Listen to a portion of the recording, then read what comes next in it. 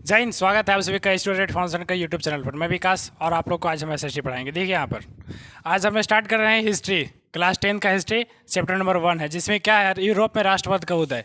और यूरोप में राष्ट्रवाद का उदय क्या है, यूरोप ये किससे प्रेरित हुआ है, ये जो यूरोप है प्रेरित किससे हुआ, ये फ्रांस का हुआ है, ये फ्रांस से हुआ है। अब देखिए आप लोग 9 क्लास में अगर नहीं पढ़े हैं फ्रांस में राष्ट्रवाद का उदय, तो ये चैप्टर समझने में कठिनाई हो सकती है। अब राष्ट्रवाद यहाँ पर आया शब्द राष्ट्रवाद। राष्ट्रवाद क्या है, अपने देश के प्रति भक्ति निष्ठा को उत्पन्न होना ही राष्ट्रवाद कहलाता है। जैसे अब यूरोप में है, यूरोप में उन लोग अपना राष्ट्रवाद क्या समझता है, जैसे उन लोग एक निरंकुश शासन के प्रति क्या होता है, सप्रेस किया जाता है, तो उन लोग में एक राष्ट्र की भावना उत्पन्न होती है और वह प्रेरित होता है किससे, फ्रांस से होता है। ठीक है, हम यहाँ पर आज टॉपिक क्लियर करेंगे। देखिए राष्ट्रवाद और यूरोप में राष्ट्रवाद का उदय, फ्रांसीसी क्रांति और राष्ट्रवाद की भावना की रचना, यह सब कैसे होती है इसके बारे में हम अभी चर्चा करेंगे। ठीक है, बेसिकली ये इसी में इंक्लूड है, इसी को हम यहाँ पर एक अलग पॉइंट में दे करके लिखे हैं। ठीक है, अब देखिए जैसे राष्ट्रवाद क्या है, जो विचारधारा किसी भी राष्ट्र के सदस्यों के एक समान पहचान, यानी कोई एक पहचान हो, कोई एकल पहचान हो। जैसे हम लोग का क्या पहचान, हम लोग का जैसे एक तिरंगा झंडा, वो क्या है, पूरे भारत में पूरे सभी लोगों का एक राष्ट्रगान है, ना कि कभी भारत का मतलब झारखंड का अलग, बिहार का अलग, उत्तर प्रदेश का अलग, ये सभी कुछ डिफरेंट नहीं है, क्या यह एक समान है। तो इस प्रकार से हम राष्ट्र को दिखाते हैं। ठीक है, अब देखिए को बढ़ावा देती है उसे राष्ट्रवाद कहते हैं, यानी जो एक साझा पहचान राष्ट्र के सदस्यों को, यानी जितने भी भारत के लोग हैं, जैसे भारत के लोग हम लोग संविधान नहीं पढ़ते हैं, जैसे we the people of India, यानी हम भारत के लोग, हम कहते हैं कि हम झारखंड के लोग, हम बिहार के लोग, हम उड़ीसा के लोग, हम उत्तर प्रदेश के लोग, नहीं ना, हम भारत के लोग। इसलिए पूरा देश को हम लोग क्या करते हैं, एक बार में संबोधित करते हैं। इस प्रकार हम लोग में एक समान पहचान को बढ़ावा देते हैं, उसे राष्ट्रवाद कहते हैं। अब इसका जड़ क्या है, राष्ट्रवाद की भावनाओं को जड़ समाने के लिए क्या कई प्रतीकों का सहारा लेना पड़ता है। जैसे इसमें क्या हो सकता है, झंडा हो सकता है, राष्ट्रगान हो सकता है, राष्ट्रगान, राष्ट्रगीत,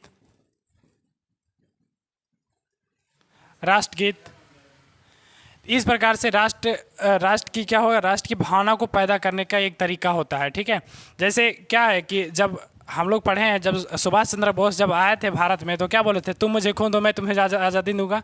तो एक प्रकार का ये नारा है, ये राष्ट्र की भावना का एक नारा है। ठीक है, अब देखिए हम लोग समझेंगे यूरोप में राष्ट्रवाद का उदय कैसे। देखिए अब यूरोप में क्या, चैप्टर का नाम है यूरोप में राष्ट्रवाद का उदय। अब यूरोप में राष्ट्रवाद का उदय का कारण क्या था, पहले हम लोग समझे कि यूरोप में राष्ट्रवाद का कारण था फ्रांसीसी क्रांति। फ्रांसीसी क्रांति कब हुआ था, 1789 ईस्वी में, यानी 1789 ईस्वी में जब फ्रांसीसी क्रांति स्टार्ट होता है, तो वहाँ से यूरोप में राष्ट्रवाद का उदय की प्रेरणा जगती है, जिसमें एक फ्रांसिस सोरियो थे जिन्होंने एक चार फिगर को प्रदर्शित किया, जिसमें एक फिगर को डिफाइन किया था। वो आप एनसीईआरटी के चैप्टर 1 में जहाँ स्टार्टिंग होगा वहीं पर उस फिगर को देख सकते हैं। ठीक है, अब देखिए 19वीं सदी में क्या हुआ, 19वीं सदी के दौरान राष्ट्र एक ऐसी ताकत बनकर उभरा जिसमें यूरोप के राजनीतिक और मानसिक जगत भारी परिवर्तन से अंततः यूरोप के बहुराष्ट्रीय वंशीय साम्राज्य, यानी देखिए यहाँ पे क्या है, यानी क्या है, यूरोप में बहुत, जैसे भारत में क्या था, जब अंग्रेजों से पहले राजा हर एक अलग अलग प्रांत में राजा राज्य करते थे, इस प्रकार यूरोप में भी था कि हर एक अलग अलग क्षेत्र के राजा हुआ करते थे, जिसमें वहाँ के लोगों से आंतरिक कर लिया जाता था और तरह तरह के कर उसमें क्या था, लिया जाता था। लेकिन क्या हुआ, जब ये फ्रांस में क्रांति हुआ, तो फ्रांस जब एक राजनीतिक और यानी लिबरल बन गया, और वहाँ पे क्या हुआ कि संविधान एक निर्मित हो गया, और वहाँ पे जो भी काम होता था वो अपने देश के लिए होता था, जिससे भारत भी प्रेरित हुआ।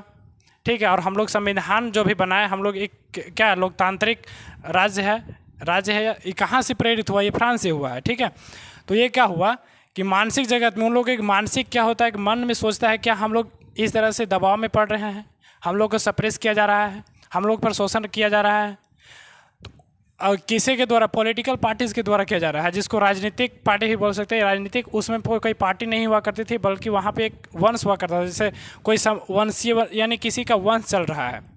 सपोज जैसे हम लोग समझते हैं कि मौर्य काल इस प्रकार से वंश चलता है, जैसे समुद्रगुप्त, यानी सातवाहन डायनेस्टिक, जैसे मुगल वंश, इस प्रकार के वंश चलते हैं, जिसमें उसी वंश का राजा उस पर राज करते हैं। तो इस प्रकार से वंशीय साम्राज्य का वहाँ पे व्यवस्था था। लेकिन जब यूरोप में लोग प्रेरित होते हैं फ्रांस से, तो क्या करते हैं, उन लोग भी सोचते हैं कि हम लोग भी फ्रांस की तरह क्या हुए, विकसित हुए। जिस समय यूरोप में यह चलता है उसमें फ्रांस और अमेरिका कहीं इससे आगे चल चुका था, जिसमें फर्स्ट चैप्टर में वो फिगर के द्वारा फ्रेंडिक सोरी बताना चाहते हैं कि इसे तो कई कंट्री आगे निकल चुके हैं। ठीक है, अब देखिए वो जो राज्य हैं वो राष्ट्र राज्य बन चुके हैं और उनका उदय हो गया है। अब हम लोग का बारी है। तो अब हम आगे समझते हैं फ्रांसीसी क्रांति। फ्रांसीसी क्रांति कार्य क्या था? आप लोग 9th में भी फ्रांसीसी क्रांति के बारे में पढ़े हैं। ठीक है, इसमें भी थोड़ा सा हम लोग डीपली जाएंगे, उतना डीपली नहीं जाएंगे, बस थोड़ा सा देखेंगे। ठीक ना। देखिए फ्रांसीसी क्रांतिकारी के दौरान फ्रांसीसी लोगों द्वारा उठाए गए क्या क्या कदम थे। जैसे में फ्रांसीसी क्रांतिकारी के समय हुई, यानी जो राष्ट्रवाद हम लोग पढ़ रहे हैं या हम लोग राष्ट्रवाद चैप्टर जो है यूरोप में राष्ट्रवाद का उदय कहाँ से प्रेरित हुआ, हम सबसे पहले बताइए फ्रांस से हुआ, जिसमें इसका यानी अभिव्यक्ति 1789 में फ्रांसीसी क्रांतिकारी के साथ हुई। यानी जब ये 1789 में जब इन लोगों ने क्रांतिकारी स्टार्ट करते हैं तो उन्हें राष्ट्रवाद में क्या क्या परिवर्तन होना चाहिए, यानी राष्ट्रवाद किसको कहते हैं, उसमें क्या क्या, उसके लिए क्या क्या भावनाएं होना चाहिए, उसके बारे में उन लोग बताते हैं। जैसे फ्रांसीसी क्रांतिकारियों के द्वारा फ्रांसीसी लोगों के बीच सामूहिक पहचान, यानी उन लोग का एक सामूहिक पहचान होना चाहिए। जैसे हम सभी अगर भारत के लोग कहीं जाते हैं तो अरे यूरोप में चल गए या अदर कोई कंटिनेंट्स में जाते हैं तो वहाँ पर हम लोग को पहचान लेते हैं कि एशिया का है या भारत का है, पहचान लेते हैं। और स्पेशली अगर हम लोग यूरोप में चल गए तो हम लोग को पहचान लेते हैं, हम लोग का रहन सहन ऐसा है जिसे पहचान लेते हैं।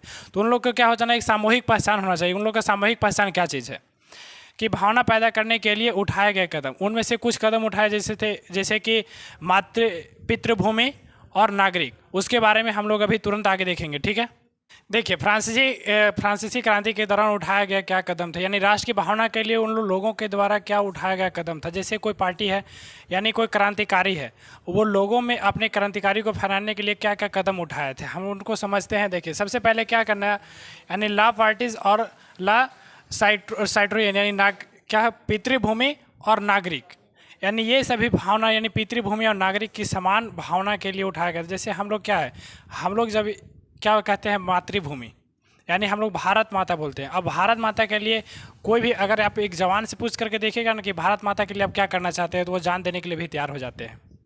लेकिन वो जान देने वाले कौन है, तो भारत के नागरिक हैं। इस प्रकार वो कहा जाता है कि फ्रांसीसी क्रांतिकारी के दौरान यानी फ्रांस के लोग को क्या कहा गया, नागरिक बोला गया। यानी नागरिक हैं, वहाँ के लोग रहने वाले क्या होते हैं, नागरिक होते हैं। और उन्हें पितृभूमि की भावना को पैदा करने का कोशिश किया गया। ठीक है, अब इसमें देखते हैं कि नया फ्रांसीसी झंडा लगाया गया, यानी एक कोई पहचान होना चाहिए, किस पहचान के आधार पर लोग आगे बढ़ेंगे उसका पहचान होना चाहिए। तो उन्होंने एक नया फ्रांसीसी झंडा लाया। ठीक है, स्टेट जनरल का चुनाव किया गया और उसके जगह पे नेशनल असेंबली का नाम दिया गया, नेशनल असेंबली कर दिया गया। यानी देखिए पहले स्टेट जनरल हुआ करते थे जो क्या साम्राज्य यानी वंशानुगति सम्राटों के आधार पर हुआ करते थे। लेकिन फ्रांसीसी क्रांतिकारी के बाद उसमें क्या क्या चुनाव किया गया और चुनाव करने के बाद उसका नाम बदल करके क्या रखा गया, नेशनल असेंबली कर दिया गया। ठीक है, और नई संस्तुतियाँ रची गई और एक शपथ ली गई। यानी हर एक अपना अपना राष्ट्र का एक शपथ पत्र होता है, जिसमें हम लोग में जब कोई नेता या कोई मंत्री जब अपना पद ग्रहण करते हैं तो शपथ लेते हैं और उसका कोई क्राइटेरिया होता है। यानी हम लोग में क्या है, एक संविधान है। इस प्रकार वहाँ भी एक शपथ लेने की शपथ पत्र दिया गया और एक पूरा शेड्यूल दिया गया कि आप इस आधार पर काम करेंगे। राइट, अब देखेंगे शहीदों का गुणगान किया गया। अगर किसी भी देश में अगर शहीदों का गुणगान नहीं करेंगे तो राष्ट्र की भावना खत्म हो जाएगी। अगर हम लोग में भी सोच करके देखो कि भारत में अगर 15 अगस्त और 26 जनवरी को अगर देश को नहीं रिप्रेजेंट किया जाए या शहीद लोगों को नहीं याद किया जाए तो राष्ट्र की भावना खत्म हो जाएगी। यानी कैसे देश आज़ाद हुआ, क्यों, कितना लड़ाई करना, कितना संघर्ष करना पड़ा, कितने लोगों को फांसी चढ़ना पड़ा, कितने लोग अपने मृत्यु को आह्वान किए, ये सभी देखने हम लोग गुणगान करते हैं, जिससे क्या होता है, राष्ट्र की भावना पैदा होता है। केंद्रीकृत प्रशासनिक व्यवस्था हुआ। केंद्रीकृत प्रशासनिक व्यवस्था क्या है, अगर देखिए हर एक राज्य का अगर अलग अलग प्रशासनिक व्यवस्था रहने लगे तो अपना अपना कानून लागू कर देगा। जैसे अगर बोल दिया जाए कि जो आर्मी है, इंडियन आर्मी, इंडियन नेवी या इंडियन एयरफोर्स, बोल देगा ये राज्य का है, ये राज्य का है, ये राज्य का है, तो देश का कुछ पता ही नहीं चलेगा। इसी प्रकार तो अंग्रेज यहाँ पे शासन करे। अगर जिस प्रकार अभी है, अभी किसी का हिम्मत है वो आकर क्या शासन कर लेगा भारत में, नहीं हिम्मत है। तो इस प्रकार से क्या एकीकृत, संघीय एकीकृत किया गया। एकीकृत क्या होता है, जैसे हम लोग में क्या देखते हैं कि supreme court, high court and district court, ये क्या है, एकीकृत है। यानी सुप्रीम कोर्ट का फैसला हाई कोर्ट में भी सुनाया जाता है, हाई कोर्ट का फैसला सुप्रीम कोर्ट में भी सुनाया जा सकता है। तो इस प्रकार से एकीकृत किया गया। जो आंतरिक आय और निर्यात का जो शुल्क लिया जाता था, यानी जो कर लिया जाता था, उसे समाप्त कर दिया गया, जिससे लोगों को क्या हुआ, आसानी से वो व्यापारी कर सकते हैं। और व्यापार से ही आप लोग जानते हैं कि व्यापार से ही देश आगे बढ़ता है, इकोनॉमिक यानी आर्थिक रूप से मजबूत होता है। और माप तोल की अलग अलग प्रणाली थी। जैसे माप तोल क्या होता था कि कई अगर हम लोग अब नहीं मिले कि झारखंड का अलग माप तोल रहे, उड़ीसा का अलग रहेगा, बिहार का अलग रहेगा, उत्तर प्रदेश का अलग रहेगा, मध्य प्रदेश का अलग रहेगा, छत्तीसगढ़ का अलग रहेगा, पश्चिम बंगाल का अलग रहेगा, तो क्या करेंगे कि झारखंड से लोग पश्चिम बंगाल जाएंगे तो उन्हें कम पड़ जाएगी। जैसे हम लोग यहाँ पर 1 किलो लेकर के जाए, पश्चिम बंगाल में क्या हो जाएगा, आधा किलो हो जाएगा। अब उड़ीसा में चल जाए तो 800 ग्राम हो जाएगा, ये बिहार में चल जाए तो 700 ग्राम हो जाएगा, उत्तर प्रदेश में चल जाएंगे तो 900 ग्राम हो जाएगा।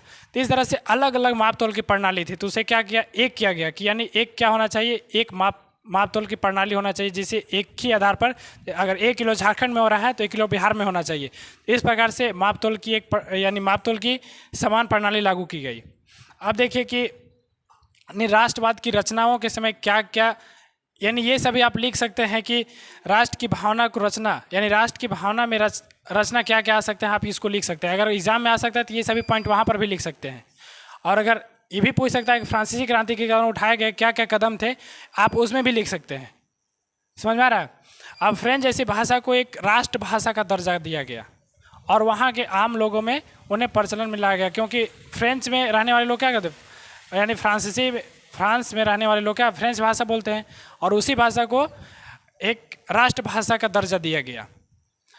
अब राजशाही प्रतीकों को हटाकर वहाँ फ्रांसीसी झंडा को लाया गया, क्योंकि एक क्या हो चाहिए, हम यहाँ भी देखें ना, नया झंडा, नया फ्रांसीसी झंडा, यानी क्या होना चाहिए कि पहले क्या करता था लोग अपना हर एक राजा अपना अपना झंडा लाया करता था, बट एक देश का, यानी जब राजशाही हटा, जब लोकतंत्र आया, जनतंत्र आया, उसका एक कोई निशान होना चाहिए, यानी एक एकीकृत होना चाहिए। जिस प्रकार से एक नया झंडा यानी फ्रांसीसी झंडा लाया गया।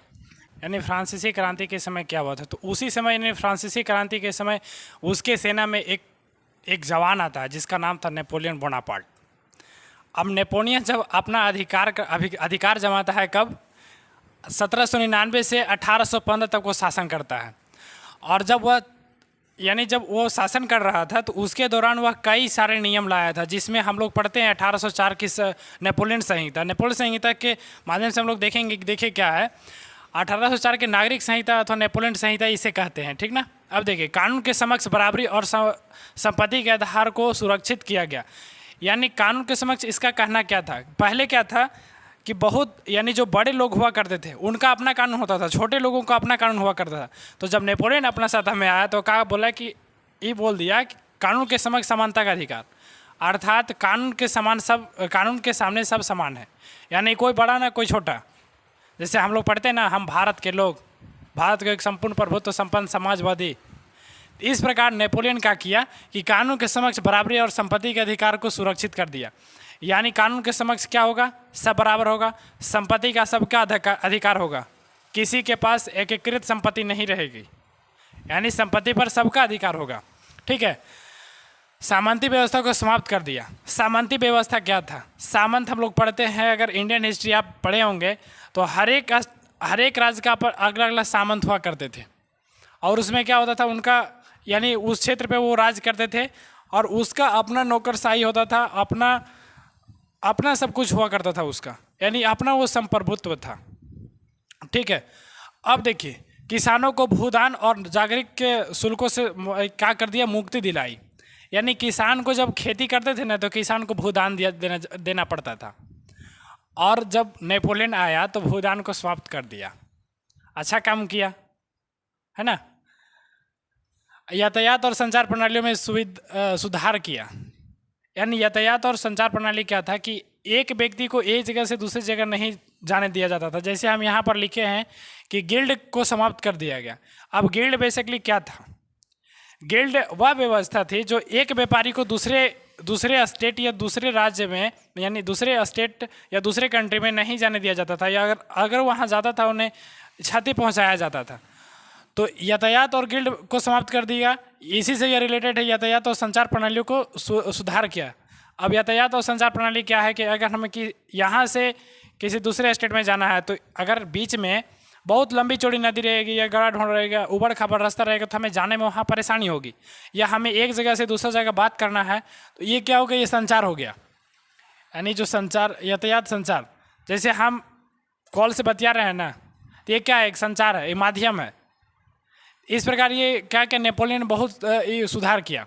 अब नेपोलियन में राजनीतिक स्वतंत्रता छीन ली, करों में वृद्धि कर, सेंसरशिप को हटा लगाई और लोगों को फ्रांसीसी सेना के शामिल होने के लिए मजबूर किया गया। देखो क्या किया जो नेपोलियन है। यानी फ्रांसीसी क्रांति के समय क्या होता है, इसके बाद नेपोलियन सत्ता में आता है, और नेपोलियन जब सत्ता में आता है तो सेंसरशिप लगा देता है। और सेंसरशिप क्या था, सेंसरशिप देखिए, सेंसरशिप क्या था।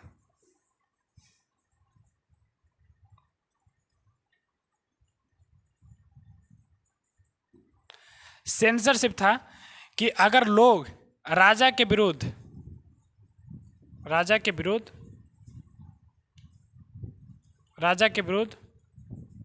ना कुछ छाप सकते हैं, ना कुछ बोल सकते हैं।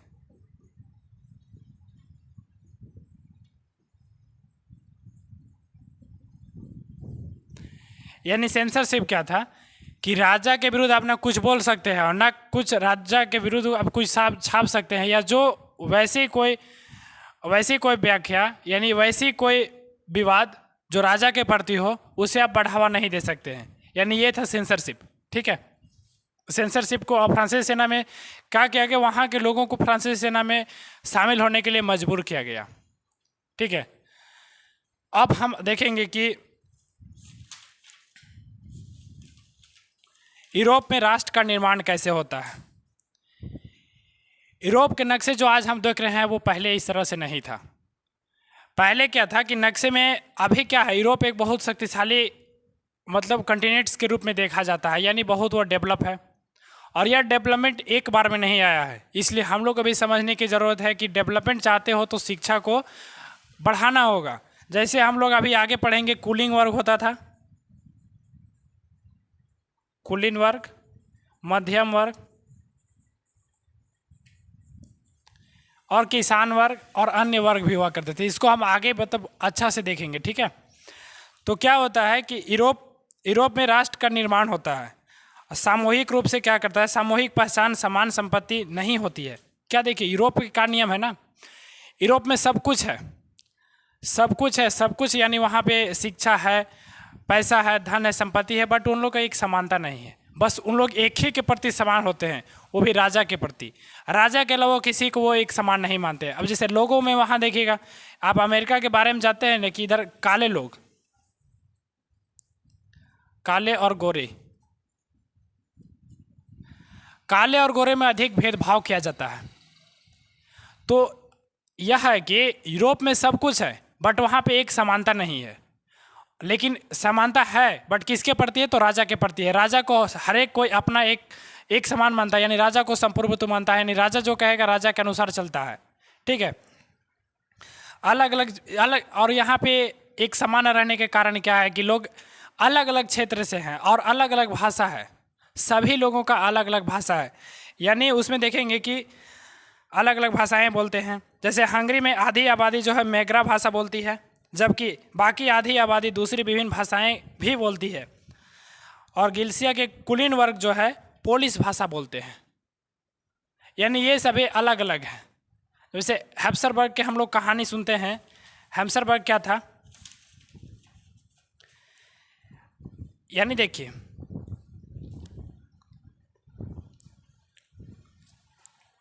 जर्मनी, इटली और स्विट्जरलैंड के रूप में जाने जाते हैं, जबकि राजशाहियों डचों। हैप्सबर्ग की कहानी क्या था वो उसको पहले से देखिए। हैप्सबर्ग कई अलग अलग क्षेत्रों जन समूहों को जोड़कर बनाया गया था। इसमें एल्स एक क्या था, टिरोल, ऑस्ट्रिया और स्विट्जरलैंड जैसे इलाके साथ साथ बोहेमिया में शामिल किया गया था। ये हैप्सबर्ग का हिस्सा है जो स्विट्जरलैंड, बोहेमिया और सुडेनलैंड, ऑस्ट्रिया, टिरोल ऐसे ऐसे कंट्री क्या थे उसमें शामिल थे, जहाँ कुछ कुलिंग वर्ग और जर्मन भाषा बोलते थे। ज़्यादातर लोग हैप्सबर्ग साम्राज्य में लॉम्बार्डी और बोस्निया जैसी इतालवी भाषी प्रांत भी शामिल थे। यानी क्या होता है कि अलग अलग भाषा है। वही चीज़ यहाँ पे हम समझा रहे हैं कि हम क्या होता है कि लोग हर एक जगह अपना अलग अलग भाषा बोलते हैं। हर एक यूरोप में हर एक तरह से अलग अलग डिफरेंट, सब कुछ डिफरेंट है।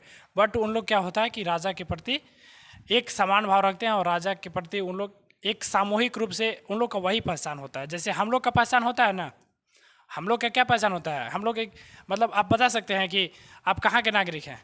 हम पूछते हैं आप कहाँ के नागरिक, तो आप क्या बोलेंगे, हम झारखंड के नागरिक हैं, हम बिहार के नागरिक हैं, हम यूपी के नागरिक हैं, हम राजस्थान के नागरिक हैं। नहीं, आप ऐसे नहीं बोल सकते। आप क्या बोलेंगे कि हम भारत का नागरिक हैं। हाँ, आप ये बोल सकते हैं कि निवासी हैं, कहाँ का, झारखंड का, बिहार का, यूपी का, ये सब आप निवासी बोल सकते हैं। आ गया समझ में। अब आगे देखिए। अब देखिए, यानी अब क्या होता है, यूरोप में दो अलग अलग वर्ग के लोग आते हैं। क्या होता है, पहला देखिए कि कुलीन वर्ग और नया मध्यम वर्ग। अब कुलीन वर्ग कौन लोग थे, यानी कुलीन वर्ग कौन लोग थे, कुलीन वर्ग को हम लोग समझेंगे। तो कुलीन वर्ग के क्या पास था, यानी सामाजिक और राजनीतिक रूप से भूमि का मालिक हुआ करते थे। यानी कुलीन वर्ग कौन हुआ करते थे, सामाजिक और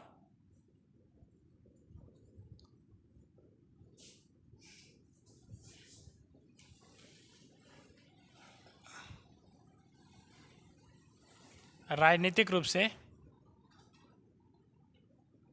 भूमि का मालिक हुआ करते थे।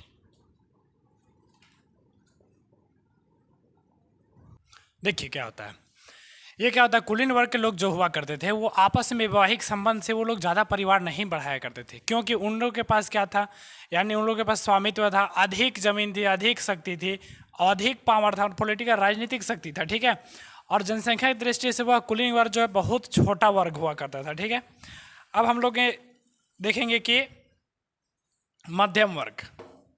मध्यम वर्ग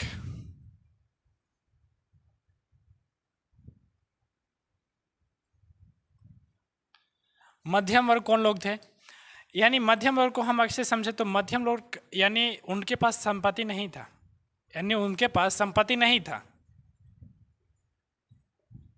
संपत्ति नहीं था,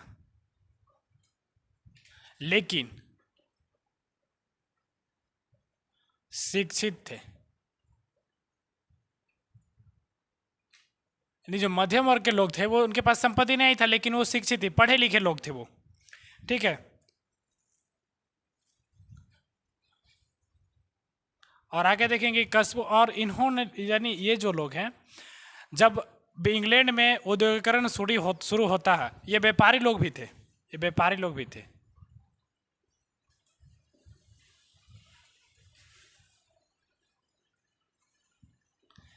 यानी मध्यम वर्ग लोग भी क्या थे, ये व्यापारी हुआ करते थे। और जब व्यापारी होते हैं तो इंग्लैंड में औद्योगिकरण शुरू होता है। इंग्लैंड में औद्योगिकरण 18वीं सदी के दूसरे भाग में आरंभ होता है, और फ्रांस और जर्मनी के राज्यों के कुछ हिस्सों का यह 19वीं सदी के दौरान हुआ। यानी फ्रांस और जर्मनी,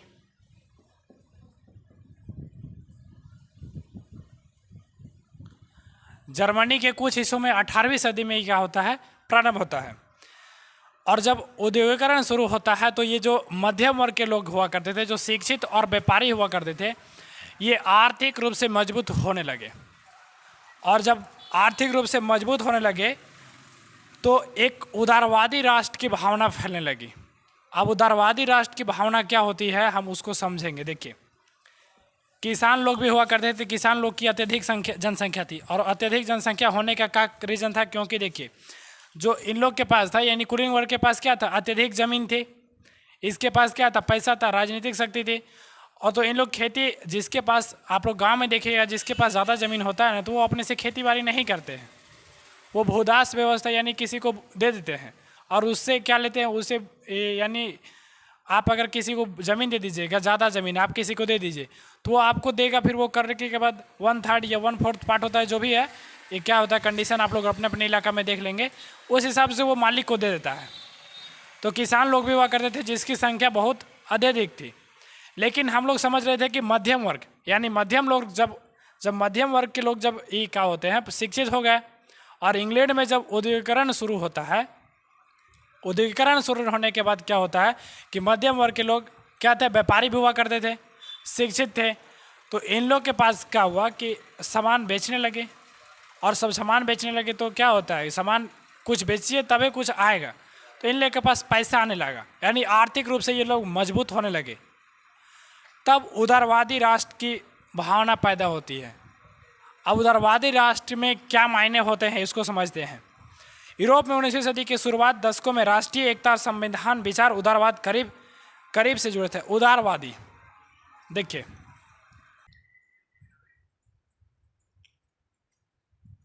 उदारवादी, अब उदारवादी क्या है समझिए इसको ज़रा सा, कमेंट कीजिए उदारवादी मतलब क्या होता है। देखते हैं आप लोग को पता है कि नहीं उदारवादी मतलब क्या होता है। एक उदारवादी होता है, रूढ़िवादी होता है, रूढ़िवादी होता है, उदारवादी होता है और रूढ़िवादी होता है, और एक और शब्द होता है रेडिकल।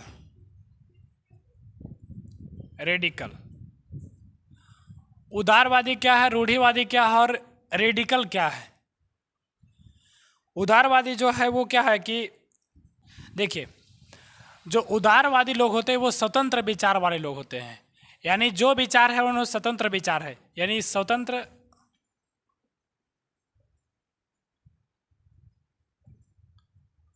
स्वतंत्र विचार वाले लोगों को हम क्या कहते हैं, उदारवादी कहते हैं। लेकिन रूढ़िवादी किसे कहते हैं, रूढ़िवादी किसे कहते हैं, जैसे परंपरागत हो, परंपरागत विचार, परंपरागत विचारों का मानने वाला, विचारों को मानने वाला, परंपरागत यानी परंपरागत विचारों को मानने वाला क्या होता है, रूढ़िवादी कहलाता है। और रेडिकल क्या होता है, रेडिकल एक यानी ये पूरा परिवर्तन कहता है, जहाँ पूरा परिवर्तन यानी संपूर्ण परिवर्तन।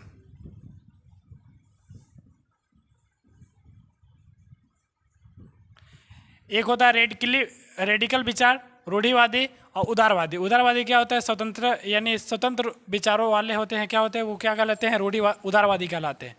रूढ़िवादी क्या होता है, परंपरागत विचारों को मानने वाले रूढ़िवादी कहलाते हैं। और रेडिकल क्या होता है, ये संपूर्ण परिवर्तन चाहते हैं, संपूर्ण परिवर्तन चाहते हैं। ठीक है, तो अब समझते हैं कि उदारवादी राष्ट्रवाद के क्या मायने होते हैं। देखिए उदारवादी मतलब समझ में आ गया है, उदारवादी राष्ट्र,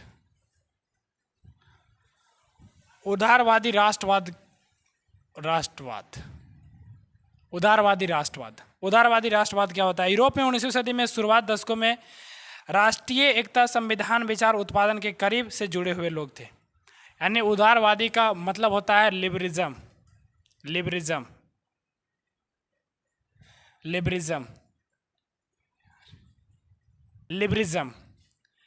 और यह कौन से शब्द से बना है, तो तालिन भाषा ने मूल लिबर का आधारित रूप है। तालिन भाषा लिबर का आधारित रूप था, जिसका मतलब क्या होता है, आजाद। तो उदारवादी का मतलब क्या होता है, आजाद। और ये किसका, लिबरिज्म, यानी जो होता है उदारवादी यानी लिबरिज्म शब्द का तालिन भाषा के मूल लिबर पर आधारित हो, जिसका अर्थ होता है आज़ाद। यानी नए मध्यम वर्ग के लिए उत्पादन का मतलब व्यक्ति के आज़ादी और कानून के समक्ष सबकी बराबरी। हम अभी तुरंत बताया, जब 18वीं सदी के मध्य में जब इंग्लैंड में क्या होता है, औद्योगिकरण शुरू होता है। अब औद्योगिकरण शुरू होता है तो क्या मध्यम वर्ग के लोग आगे आते हैं, क्योंकि वो व्यापारी थे, और जिसके पास पैसा, टेक्नोलॉजी और शिक्षा है वह व्यक्ति आगे जाएगा। इसलिए आप इसमें बहुत अच्छा ध्यान देंगे, पैसा, इकोनॉमी एंड एजुकेशन, टेक्नोलॉजी, ये तीन चीज़ें जिसके हाथ में है वो पावरफुल है। तो इस प्रकार से मध्यम वर्ग के जब लोग आगे आते हैं, यानी औद्योगिकरण जब शुरू होता है, तो क्या होता है कि उन लोग शिक्षित रहे, पैसा आ गया, तब उन लोग में सबकी समानता का बात करने लगे, यानी कानून के समक्ष समानता, सबकी बराबरी। राजनीतिक रूप से उदारवादी ऐसे सरकार पर जोर देता है जो सहमति से बनी होती है। यानी उदारवादी क्या होता है, ऐसे सरकार को एक जैसे सभी लोग उसमें क्या करेंगे, इलेक्ट करेंगे, यानी सभी लोगों के, नागरिकों के द्वारा सहमति के से बनेंगे सरकार। ये होता है उदारवादी राष्ट्र का मायने, ठीक है। अब फ्रांसीसी क्रांतिकारी के बाद उदारवाद, निरंकुश शासन और पारदर्शी वर्ग में विशेष, देखो पारदर्शी वर्ग क्या होता है, पादरी वर्ग, पारदर्शी बोल रहे हैं, पादरी वर्ग। पादरी वर्ग कौन लोग थे? या एक ऐसे वर्ग, यानी ऐसे एक समाज लोग थे जिनके जन्मजात कुछ विशेष अधिकार था, यानी इनमें विशेष अधिकार था, इसमें यानी उसी को सबके समानता की बात यहाँ पर होने लगी, ठीक है। और निजी स्वामित्व के अनिवार्यता पर बल देने लगा, यानी जो क्या था, निजी यानी निजी व्यक्ति अपना, यानी किसी भी संपत्ति का निजी स्वामित्व हो। जैसे अभी हम ये जो रिकॉर्ड कर रहे हैं, एक कैमरा पर किसका अधिकार है? मेरा अधिकार है, क्योंकि मेरा ये निजी संपत्ति है। तो ऐसे ऐसे विचारधाराओं पर बल देने लगा, ठीक है। 19वीं सदी के उदारवादी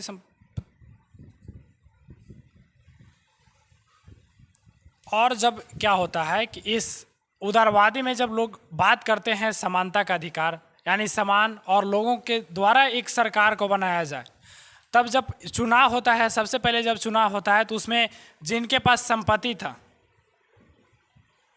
सबसे पहले संपत्ति वाले लोगों को क्या क्या चुनाव यानी वोट देने का अधिकार दिया गया।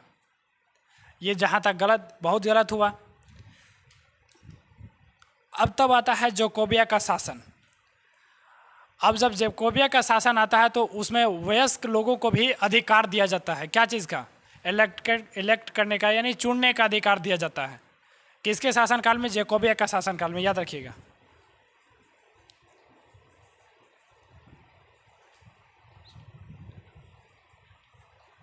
जैकोबिया के शासनकाल में क्या होता है कि वयस्क लोगों को भी चुनने का अधिकार दिया जाता है, समझे। और 19वीं सदी के 20वीं सदी से आरंभिक वर्षों में महिलाओं और संपत्ति विहीन पुरुषों में समान राजनीतिक अधिकारों की मांग उठने लगी।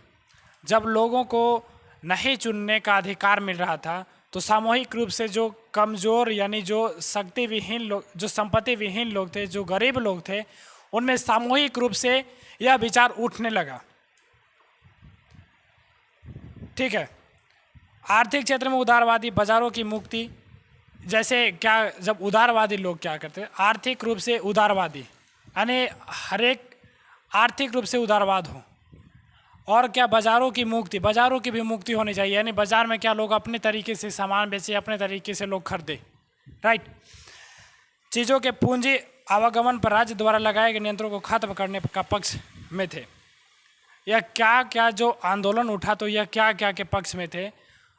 जो राज्य द्वारा लगाए गए नियंत्रण थे, यानी किसी भी कोई ऐसी संपत्ति होती है जिसमें राज्य के द्वारा लगाया जाता है नियंत्रण, अभी भी नियंत्रण लगाया जाता है, बट वो कोई पार्टिकुलर, कोई खास होता है जिसमें वो हमारे हित के लिए सही नहीं होता है। ये राइट सही भी है, लेकिन उस समय क्या हुआ करता था कि सभी सामानों पर राज्य के द्वारा नियंत्रण लगाया जाता था, समझे। 19वीं सदी के पहले भाग में जर्मनी भाषाई इलाकों का उदाहरण ले नेपोलियन ने प्रशासनिक कदमों से अनगिनत छोटे प्रांतों को, अब जब नेपोलियन जब आता है, 39 जो नेपोलियन अपने फ्रांसीसी क्रांति के समय जितने भी जो छोटे छोटे राज्य जीते थे उसे 39 महासंघ बनाता है। और 39 महासंघ बनाने में इनमें प्रत्येक मुद्रा अलग अलग प्रणाली थी, जिसमें 1833 में हैम्सबर्ग के न्यूयॉर्क में जाकर अपना माल बेचने वाले एक व्यापारी को क्या हुआ, उसको बहुत तकलीफ हुआ। कारण क्या था? वो गया कहाँ से था? न्यूयॉर्क से दिया था, यानी कहाँ से था? हैम्सबर्ग से। और बेचा कहाँ था? हैम्सबर्ग से था। हैम्सबर्ग कहाँ से था? हैम्सबर्ग से।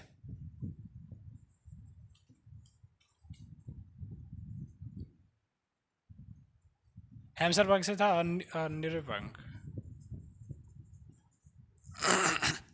एक जो व्यापारी है 1833 का बात हो रहा है, जब व्यापारी हैम्सबर्ग से यूरोमबर्ग में गया तो उसे बहुत ज़्यादा दुख हुआ, क्योंकि उस समय क्या हुआ करता था कि बहुत 30 से अधिक प्रणाली थी, नाप तोल का 30 से अधिक प्रणाली हुआ करता था। और जब यह व्यापारी यहाँ से यहाँ गया, सपोज दैट इसका हम मान लेते हैं कि अब आप ही लोग जाते हो व्यापारी बन के, आप लोग के पास 1 kg चावल है, अब आप इसको किसी अदर स्टेट में जाते हो बेचने, सपोज दैट वहाँ पे 800 ग्राम बना देता है, आप लोग को बहुत ज़्यादा तकलीफ होगा, तकलीफ सबको होगा। 1 kg है, उसको 800 ग्राम बना दे रहा है, डायरेक्ट उसको 200 ग्राम की कमी महसूस हो रही है, और कमी हो रही है जिससे उसको कहीं ना कहीं आर्थिक रूप से कमज़ोर बनाने का कोशिश किया जा रहा है। और व्यापारी कौन लोग हुआ करते थे, अभी हम जस्ट अभी इससे पीछे बताए, मध्यम वर्ग के लोग व्यापारी हुआ करते थे, और मध्यम वर्ग लोग शिक्षित भी थे। उसे बहुत तब हर बार लगभग उसे 5% सीमा शुल्क दिया जाता था। यानी अब समझे कि एक कोई यहाँ से है ना, देखिए यहाँ कोई एक सीमा कंट्री है ये, अब उसको इस सीमा से यहाँ जाना पड़ता था, उसे पूरे संपत्ति का 5% देना पड़ता था। तब उसी में एक आता है जोलवाइन। जोलवाइन क्या था, उस इसमें जोलवाइन एक संधि होती है,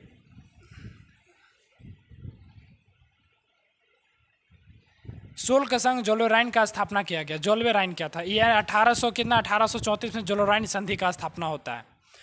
अब जोलोराइन संधि में क्या कहा गया, हर एक यानी बहुत सारे जो 30 से अधिक मापतोल की प्रणाली थी, उसे 2 माप यानी 30 से ऊपर, इसके अलावा यानी देखिए इस संघ के शुल्क अवरोधों को समाप्त कर दिया गया, मुद्राओं की 2 कर दी गई, यानी मुद्राओं की 2 प्रणाली हो गई, जबकि उससे पहले क्या हुआ करता, 30 से अधिक प्रणाली हुआ करता था।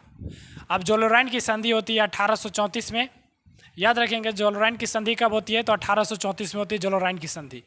और उस संधि के समय क्या होता है कि अलग अलग जो प्रणाली थी, नाप तोल का अलग अलग प्रणाली थी, उसको सब खत्म कर दिया जाता है।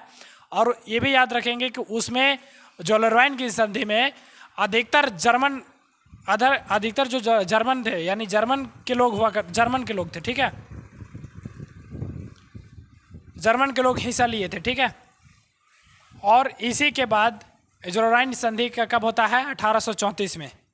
अब इसके बाद फिर होता है 1815 के बाद नया रूढ़िवादी। नया रूढ़िवादी क्या होता है, जब नेपोलियन को हार होती है, नेपोलियन के हार के बाद एक बोर्बो वंश का फिर से स्थापना होता है। बोर्बो वंश का स्थापना के बाद फिर से क्या होता है उसका, यानी वहाँ के क्रांतिकारी लोग फिर से उसे उखाड़ फेंकते हैं। हम इसको नेक्स्ट क्लास में तक करते हैं, तब तक के लिए बाय, जय हिंद, राधे राधे।